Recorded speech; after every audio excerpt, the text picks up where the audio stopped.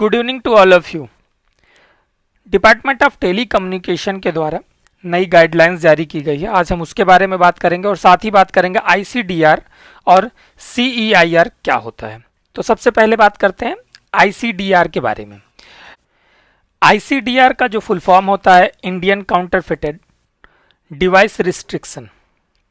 ये एक तरीके का पोर्टल है जिसको पिछले साल 2021 में बनाया गया था। बेसिकली इसको बनाया गया था कि जो इम्पोर्टेड फ़ोन होते हैं उनको IMEI नंबर देने के लिए। और इस गजट में जो लिखा हुआ है, अभी जो सभी हैंडसेट मैन्युफैक्चरर हैं उनको अपने हैंडसेट के IMEI नंबर रजिस्टर करने होंगे। ये मैंडेटरी कर दिया जाएगा 1 जनवरी 2023 से। तो चलिए जान लेते हैं कि IMEI नंबर होता क्या है। ये इसका जो फुल फॉर्म होता है इंटरनेशनल मोबाइल इक्विपमेंट आइडेंटिटी। अगर आपके पास एक सिम वाला फ़ोन है तो आपके पास जो IMEI नंबर वो एक होगा। अगर 2 सिम वाला फ़ोन है तो उसमें 2 IMEI नंबर होंगे। इसको यह एक तरीके का यूनिक नंबर होता है जो आइडेंटिफाई करता है कि फ़ोन GSM है या सेटेलाइट है, कोई भी हो सकता है आपके फ़ोन के हिसाब से। इसको सिंपल तरीके से आप चेक कर सकते हैं। अपने फ़ोन में डालेंगे, आप उस पर डायल करेंगे *#06#।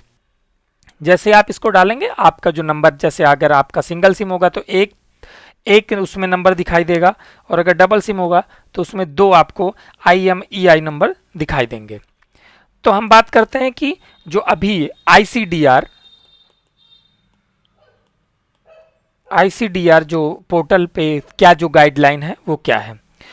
तो इसमें जितने भी मैन्युफैक्चरर हैं जो इंडिया में हैं वो मोबाइल हैंडसेट मैन्युफैक्चर कर रहे हैं, सभी को अपने सभी फ़ोनों के जो IMEI नंबर है उसको रजिस्टर करना पड़ेगा इसके पोर्टल पर।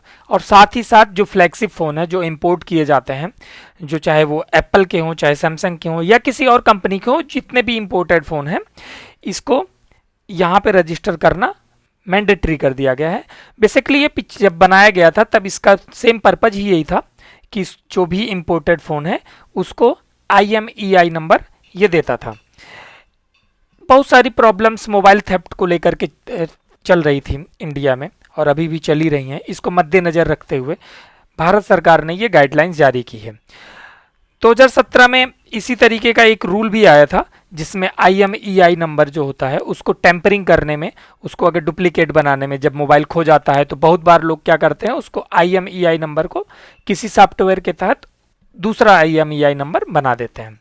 इससे कई सारे डुप्लीकेट IMEI नंबर मार्केट में और इंडिया में चलते थे। तो इसका 2017 में ही, अभी 2020 में मेरठ पुलिस के द्वारा लगभग 13,000 वीवो के फ़ोन जो सेम IMEI नंबर पर यूज हो रहे थे उनको पकड़ा गया। और पास्ट में इस तरीके की बहुत सारे वारदात हैं जो पकड़े गए हैं। तो मोबाइल टेम्परिंग 2017 के जो रूल है वो उसमें ये पनिशेबल ऑफेंस के तहत देखा जाता है और इसमें 3 साल की सज़ा सुनाई जाती है। इसमें 3 साल तक की सज़ा हो सकती है। और काफ़ी चैलेंजेस हैं, जो fake IMEI number, duplicate IMEI number, बहुत सारे ऐसे चैलेंजेस इंडिया के सामने इस तरीके के थे। ब्लैक मार्केटिंग भी होती थी IMEI नंबर की और मोबाइल इंडस्ट्री के लिए बहुत बड़ा कंसर्न था। और इसके लिए ही नई गाइडलाइन के द्वारा जनवरी 2023 में इसको मैंडेटरी कर दिया गया है। डिपार्टमेंट ऑफ टेलीकम्युनिकेशन का एक और पोर्टल है सेंट्रल इक्विपमेंट आइडेंटिटी रजिस्टर। इसमें होता है कि अगर आपका फ़ोन खो चुका है तो आप IMEI नंबर को जाकर के इस पर खुद ब्लॉक कर सकते हैं। छोटा सा प्रोसेस होता है। और उसके बाद अगर आपका फ़ोन कभी मिल जाता है उसके बाद तो आप इसको खुद से ही अनब्लॉक कर सकते हैं। इसके बाद इसी पोर्टल का एक और फीचर है नो योर मोबाइल। जैसे अगर आपने कभी मोबाइल खरीदा हो तो आप दुकान पे जाएं तो ऐसा तो नहीं कि उसने एक रिफर्निश्ड फ़ोन आपको दे दिया हो या पुराना फ़ोन दे दिया हो, तो आप उसकी वैलिडिटी को सिंपल तरीके से चेक कर सकते हैं। उसमें ये 3 तरीके हैं जिसमें नो योर मोबाइल के तहत आप इसको जान सकते हैं, SMS के थ्रू, और इसका एक ऐप भी आता है उसके थ्रू, और वेब पोर्टल के थ्रू।